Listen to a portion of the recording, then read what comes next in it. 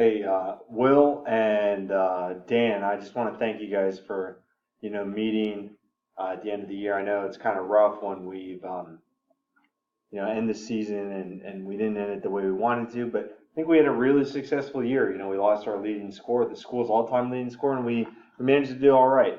But as I was being reflective, I was thinking about some things that we might want to do as we move into next year to help our athletes, you know, be more successful on the lacrosse field, be even more successful in the classroom than they already are, and just be good leaders in the school. So I'm thinking that one of the most important things we can do is form relationships with our athletes.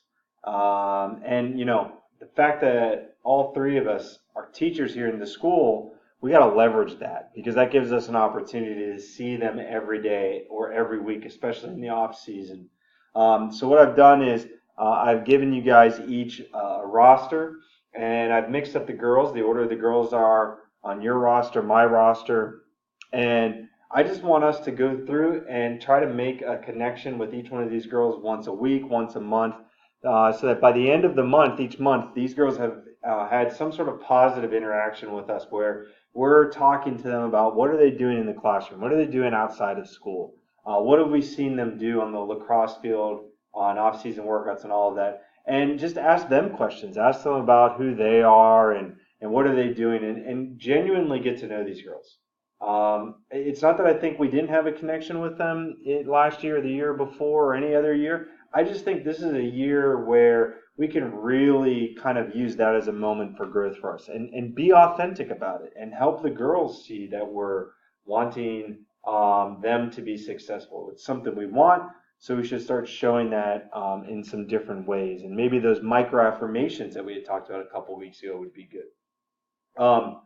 The last thing is I think we need to start brainstorming some ideas as to how can we get these girls together, not just around lacrosse, but doing some fun things, maybe some service activities, maybe some games, going to fall sports, winter sports as a team, going to dinners or something where we get them to hang out and move away from being just acquaintances to actually being friends. I think they get along with each other. We don't have any drama, or we didn't have any drama this year within the team. But I don't get the sense that they all love hanging out with each other. And we joke that they don't have to, but they have to work together. But if we can get them to actually want to be with each other, I think they're going to be even more successful out on the field. So just some ideas. I want you guys to ponder those and let's keep this conversation going.